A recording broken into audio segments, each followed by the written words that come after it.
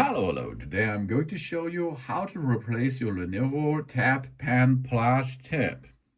Because on the front side of the pen, there is a tip. And this tip, over the years, can be damaged, of course. Or if you drop this, for example, on the bottom, then you can replace this to make it work any more better, of course. You see now the front tip here. You push there and rotate the pen itself anti-clockwise until you can grab the tip and pull out of the system. Here we are. This is the tip. Now we get a new one and we look that there is no dirt or something else. And then we come with a new one and you see it is penetrating into this pen and possible to rotate the tip clockwise.